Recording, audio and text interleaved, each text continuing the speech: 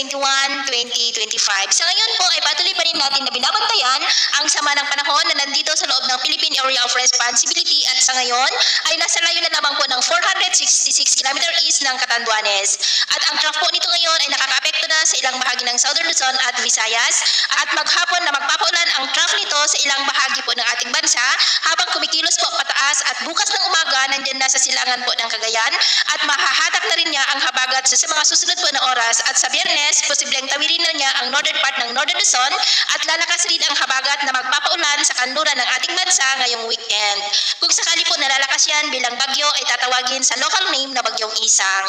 At ito naman po ang pinapakita ng forecast model nating ginagamit hanggang po sa susunod na 2 linggo. At sa lagay ng ating panahon ngayong madaling araw ay may mga isolated rains na dyan sa may Quezon, Bicol Region, Mimaro, Iloilo, Negros, Cebu, Bohol, Leyte, Samar Provinces, Caraga, Zamboanga del Sur at Sulu Archipelago. At mamaya po ay sisikat pa rin ang araw sa malaking bahagi ng ating bansa pero may tsansa pa rin ng maulap na kalangitan na may mga pulo-pulo na mga pag-ulan dyan sa may Metro Manila, Bulacan, Calabarzon, Bicol Region, Mimaropa, Panay Island, Bohol, Leyte, Samar Provinces, Surigao del Norte at maging po dyan sa may Tawi-Tawi. At mamayang hapon mas maraming lugar ulit ang makakaranas ng mas maulap na kalangitan na may mga pulo-pulong pag-ulan. Kaya mag-ingat po tayo dahil posible pa rin ang mga banta po ng mga pagbaha at pagguho ng lupa. At sa atin naman po mga baybayin, wala naman po tayong nakataas na namang gale warning signals pero iba yung pag-iingat lamang po kung papalaot tayo para po mas makaiwas sa mga sakunang